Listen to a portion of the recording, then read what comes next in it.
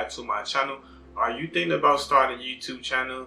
Well, if you are, tune in. I'm gonna give you some tips and some advice on some of the things that I learned since starting my YouTube channel a couple months ago. I feel like I'm fairly new, so most of the things that I experience is pretty fresh on my mind. So hopefully by me sharing some of the things that I've been able to learn and some of the things I experienced, it could possibly help you get started on the right track.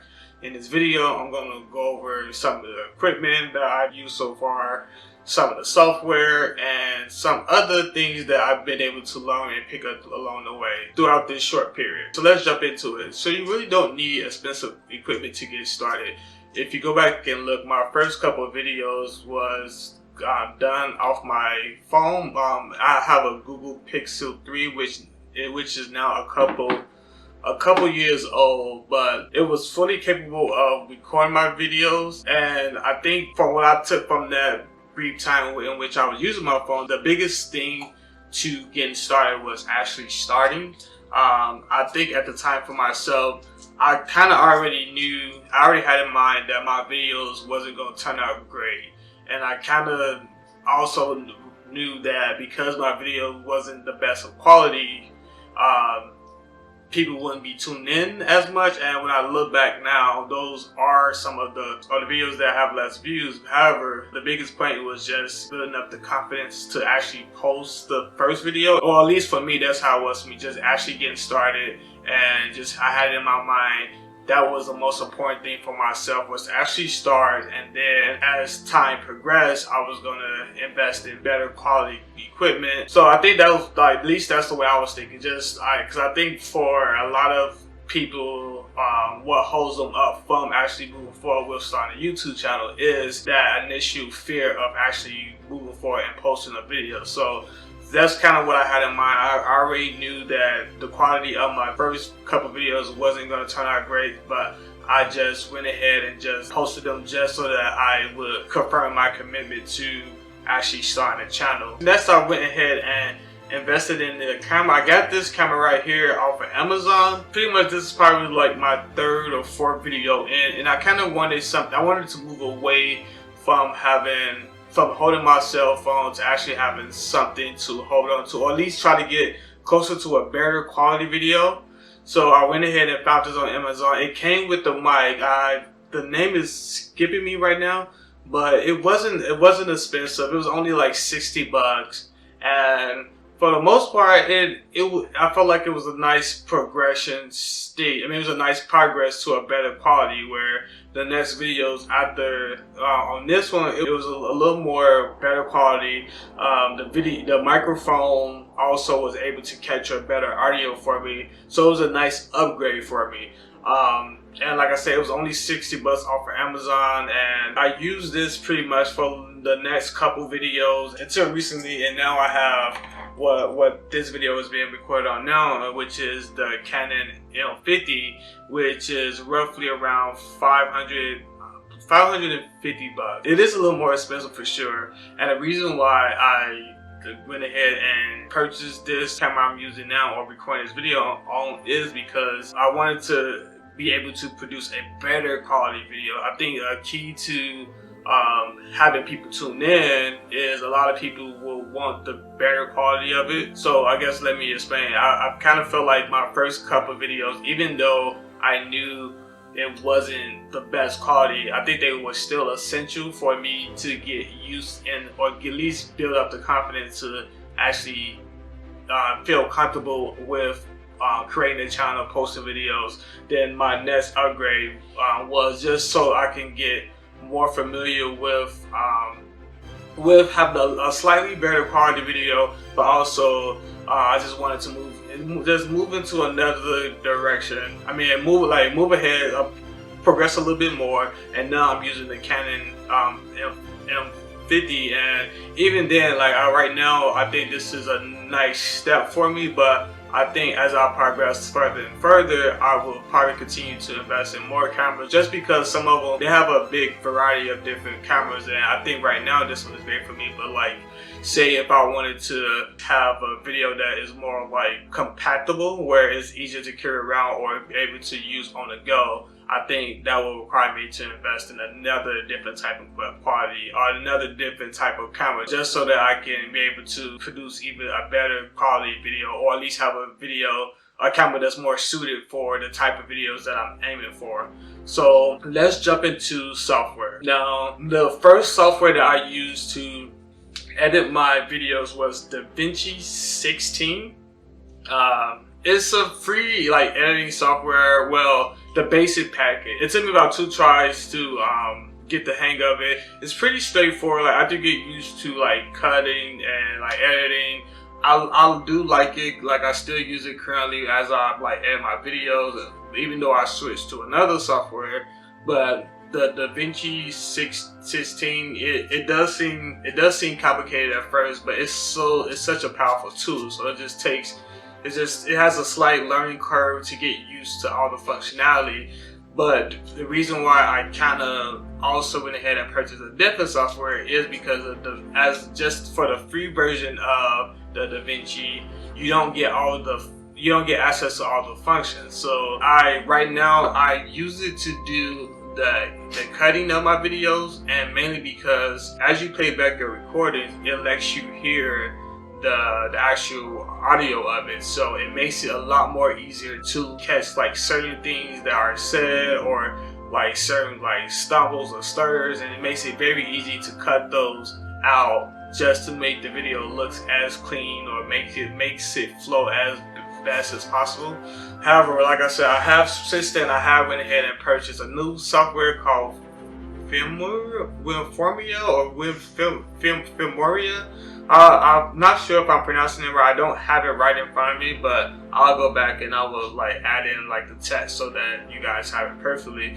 And really, this software, I use it in combination of the DaVinci software. Pretty much right now my process is I use the DaVinci to cut out or do the trimming or the cutting of my videos, then I export that into this other software, which I use to add in the little text, the sound, the effects of it. And I know it might sound like it's a lot more work, but I kind of felt like this other software, it was more visual friendly for myself, so it makes it a lot more easier for me to try to, I guess, be more creative with it.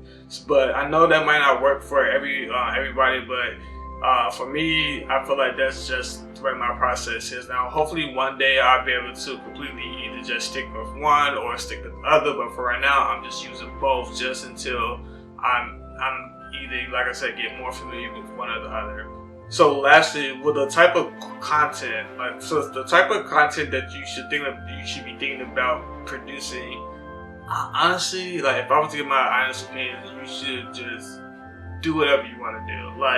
I know I've done research, I have considered the advice that other YouTubers or well-known YouTubers had given about you should try to find your niche, you should try to stick to a couple of things or whatever, which I guess essentially they have a point.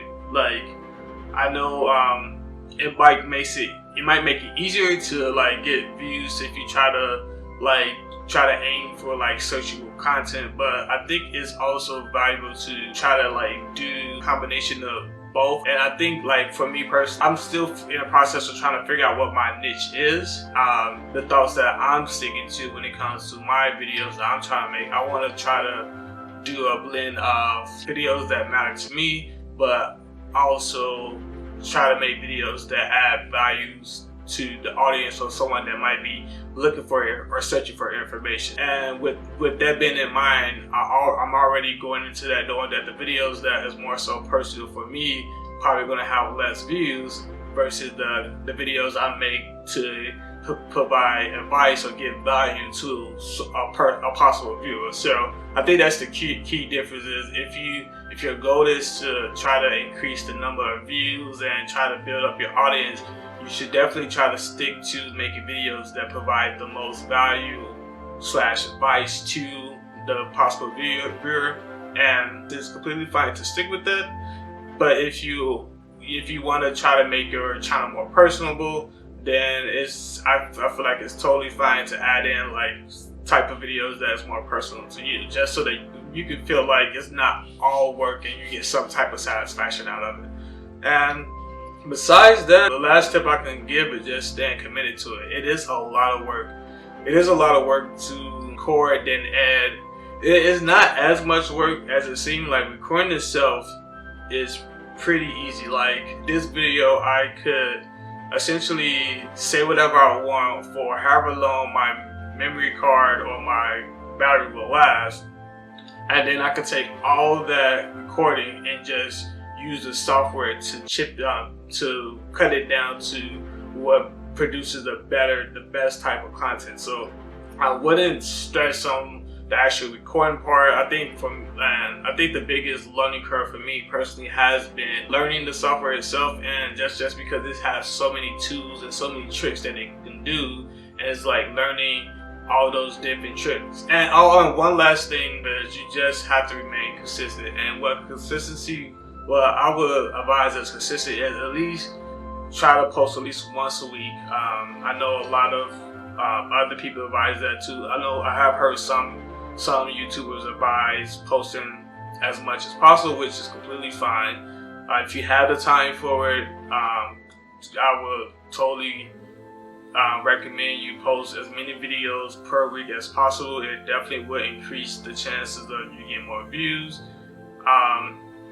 But if you work a regular job, or if you just want to make time for other things, I would say at least once a week. And even by doing once a week, that also can take into account is how serious you want or you're thinking about growing your channel. If you just wanted to do it passively or just want to make it a hobby, you can post once a week, then take a week off, or post a 1 week and take a couple weeks off. I believe when I was reading YouTube's monetization policy, they require you post at least one video every 6 months.